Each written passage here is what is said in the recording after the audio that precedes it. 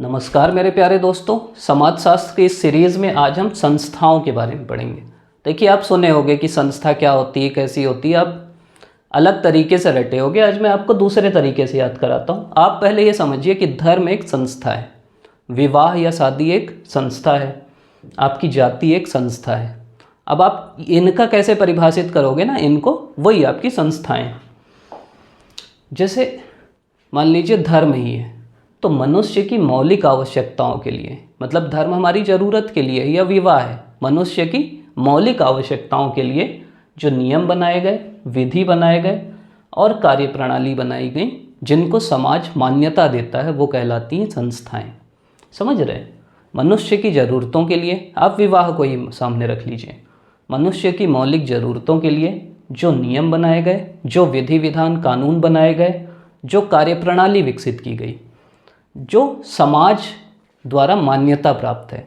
मतलब जैसे और कई चीज़ें, विवाह में लिव इन भी है, लेकिन अभी वो समाज से मान्यता प्राप्त नहीं है, तो वो संस्था नहीं है। विवाह समाज से मान्यता प्राप्त है, इसलिए एक संस्था है। तो ये संस्था की परिभाषा हो गई।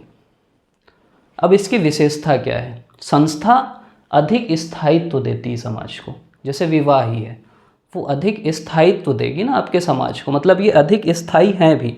जैसे विवाह नाम की जो संस्था है, पिछले कितने सालों से चली आ रही और आगे कितने सालों तक चलेगी।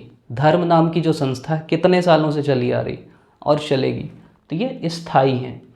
दूसरा, ये मौलिक इकाई है। मौलिक इकाई मतलब वो खुद से बनी है, मतलब वो किसी और से नहीं बनी है। जैसे बोला जाता है ना कि मैं मौलिक निबंध लिखा।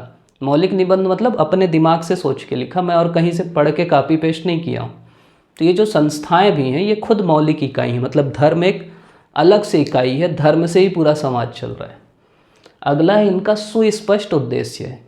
जैसे धर्म का क्या उद्देश्य है कि ऐसे विचार जो धारण करने योग्य हों, उनको आपके समाज में लाना, आचार विचार व्यवहार। तो इन संस्थाओं का उद्देश्य, मतलब ये संस्थाएं स्थायी होती हैं, मौलिक होती हैं, सुस्पष्ट इनका उद्देश्य होता है।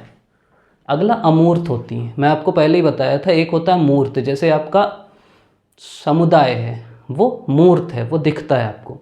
अमूर्त मतलब होता है जो आप नहीं देख सकते। मूर्ति से याद रखना, मूर्ति को देख सकते हो तो मूर्त है। अमूर्त मतलब अभी ये जैसे संस्थाएं, धर्म। अब धर्म, कोई बोलेगा मैं धर्म देख के आया हूँ, धर्म से मिल के आया हूँ, वो तो गलत बात है ना। तो ये अमूर्त हैं। इनके अपने प्रतीक होते हैं। प्रतीक मतलब जैसे हमारे धर्म का प्रतीक है ओम, ईसाई धर्म में क्रॉस होता है। इनकी अपनी परंपराएं होती हैं। जैसे मान लीजिए विवाह में क्या परंपरा है, जनरली ये है कि लड़का बारात लेके आता है लड़की के घर, वो परंपरा है। कहीं कहीं विवाह नामक संस्था में, जनजातियों में ये परंपरा है कि लड़की बारात लेके आती है। तो जो परंपराएं इनकी लगातार चलते रहती हैं। यहाँ नियम है, विधि है, कानून है कि ये नियम है ऐसा ही चलेगा, ये कानून है ये ऐसा चलेगा। हिंदू कोड बिल आ गया।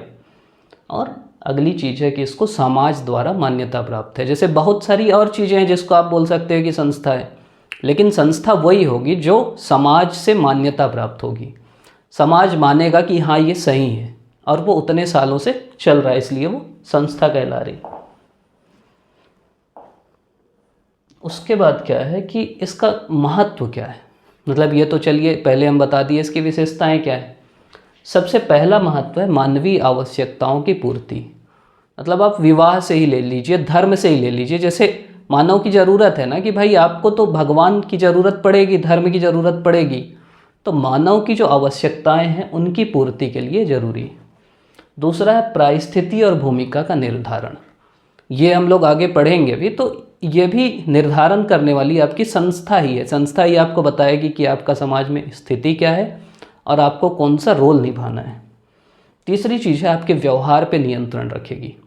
जैसे जानवरों में विवाह नहीं होता, इंसानों में होता है, क्योंकि उनके ऊपर नियंत्रण रखना है आपको, नहीं तो दिक्कत होगी। अगला है संस्कृति की वाहक है ये। जैसे आप बोलते होंगे ना कि हमारी ये हिंदू संस्कृति है, इस पे हमें गर्व है। दूसरे धर्म वाले अपने संस्कृति की बात करते हैं, तो वो चले आ रहा है ना समाज से, वेदों की बात, पुराणों की बात, उपनिषद, तो उनको उनका ये वाहन करती है और सामाजिक परिवर्तन में भी सहायक है कि समाज में कैसे परिवर्तन होगा, वो भी आपकी संस्थाएं बताएंगी। तो संस्थाओं में हमको क्या लिखना है कि मानव की जो मौलिक ज़रूरतें हैं उनको पूरा करने के लिए जो नियम, विधि, विधान और कार्य प्रणाली विकसित किए जाते हैं और समाज जिनको मान्यता देता है वो संस्थाएं कहलाती हैं।